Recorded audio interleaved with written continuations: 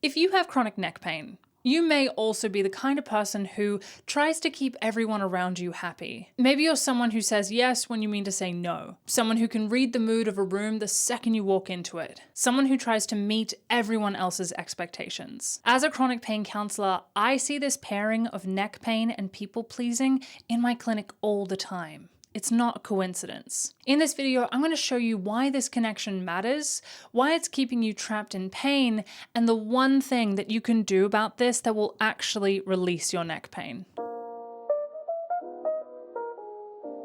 Hi, I'm Ellen. I had chronic neck pain for the better part of 20 years, and people pleasing was a big part of what was driving it. It's shown up everywhere in my life, especially my professional life. Because even as a counselor, as someone who talks about this stuff for a living, I still want my clients to like me.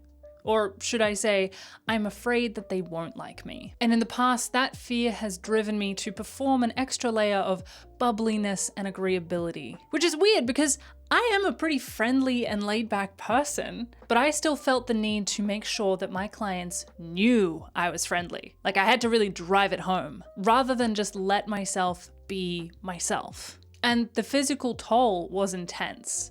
I'd finish a session completely exhausted.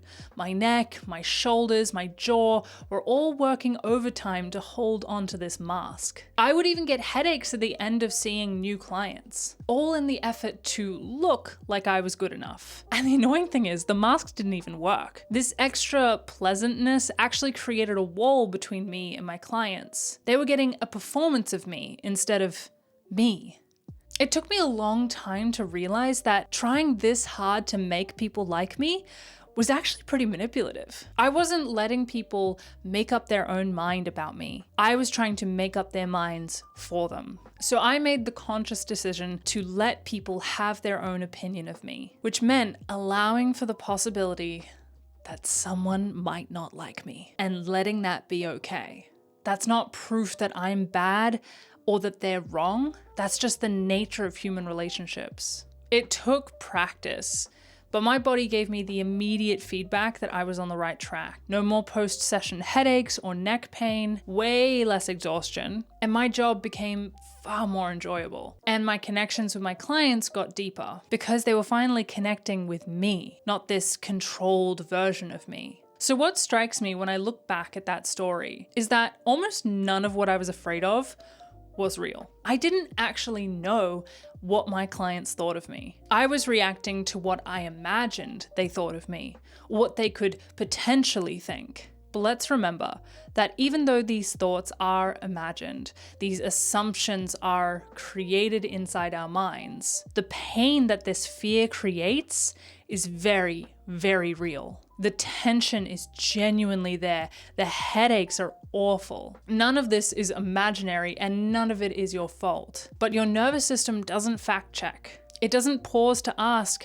whether the disapproval is confirmed or imagined before it responds. An audience in your head judging you, disappointed in you, silently annoyed at you, triggers the same threat response as a real audience. To your nervous system, the story is the situation. And when your nervous system reads a situation as threatening, the neck is one of the first places to respond. It's part of the fight and flight reflex. Guarding, bracing, pulling in to protect. Because what is people pleasing physiologically?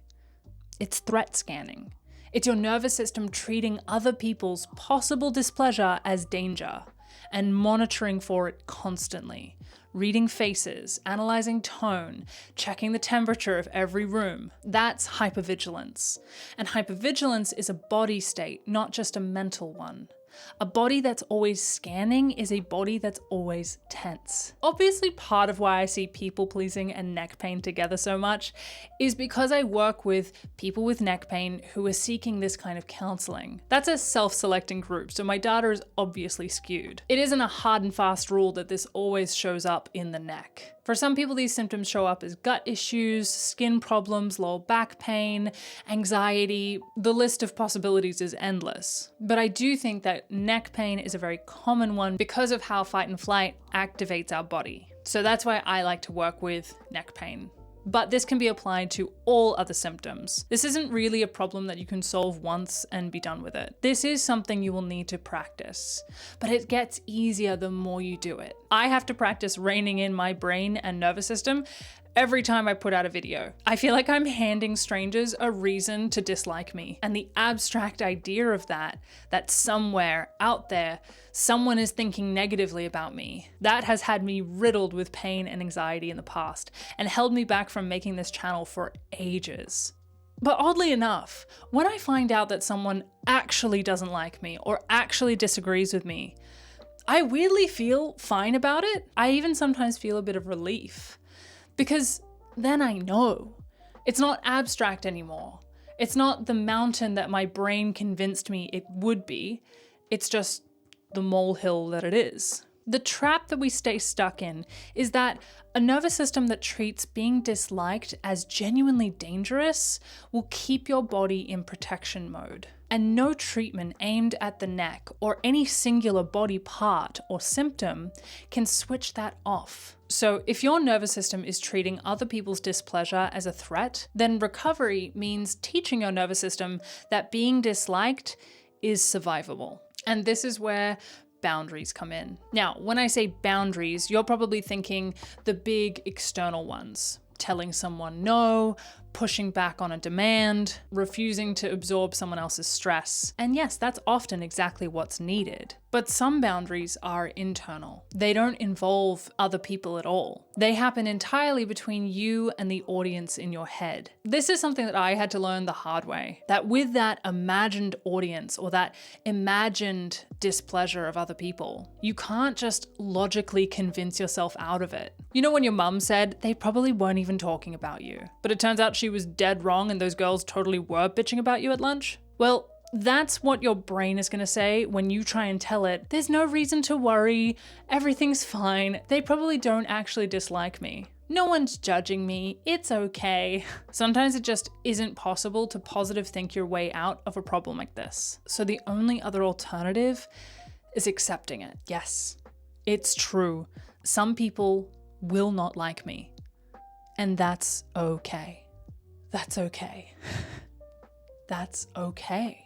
Recovery from people pleasing is not about convincing yourself that nobody dislikes you. It's about becoming okay with the idea that some people don't. The internal boundary is not trying to fix it, not putting on the bubbly face and trying to make people see you in a certain way. And whether the boundary is internal or external, between you and the audience in your head or you and someone in your life, it comes down to the same thing. Tolerating the discomfort of someone being upset with you, instead of rushing to fix it, to soothe it, to manage your way out of it. Because really, people pleasing is not just the fear of disappointing someone else, but the fear of the feeling that comes when we think we've disappointed someone else. It's learning to tolerate that feeling. And it's so bloody uncomfortable.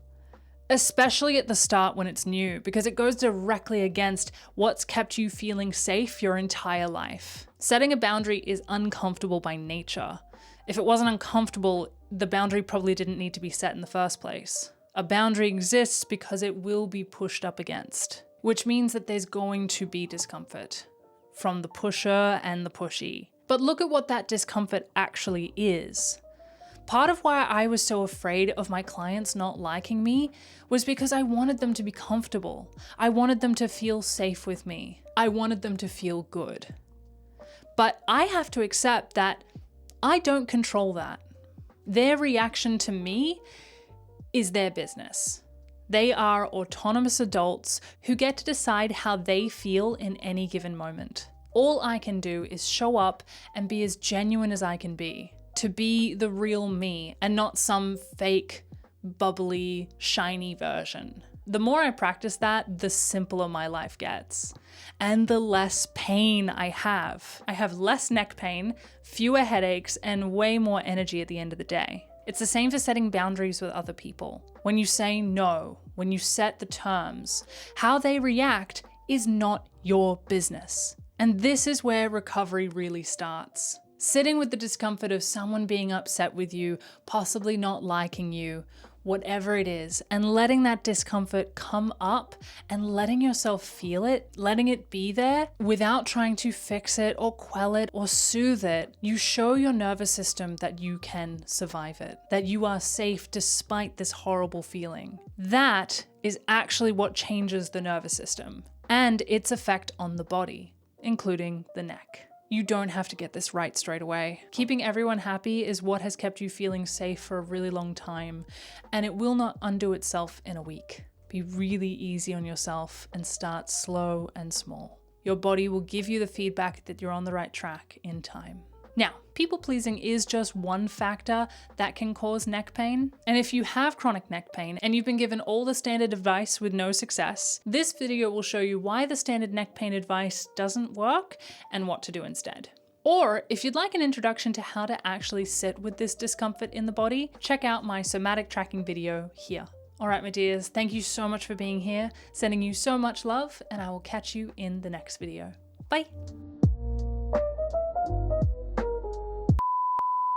We are talking about people pleasing today, folks. People pleasers, come one, come all, join us. Please enter my people pleasers, and you will enter because I know that you can't say no. This is surely going to be an outtake, right? One of my clients complimented my outtakes, and ever since I've realized, like, I don't really do many outtakes anymore because I've actually gotten good at what I do. Like, good enough just to not make funny mistakes anymore. All the mistakes that I make are just boring. So we're going to try and make some silly mistakes today, because even as a okay, I need to be able to move my hands. I feel very trapped behind this desk right now. It's like, okay. I wish that I could have this mic just ever so slightly higher so that you could see how cute this is. If I had it in the frame, the mic would have to be like right there. So I'm gonna pop you down. Okay, what was I saying?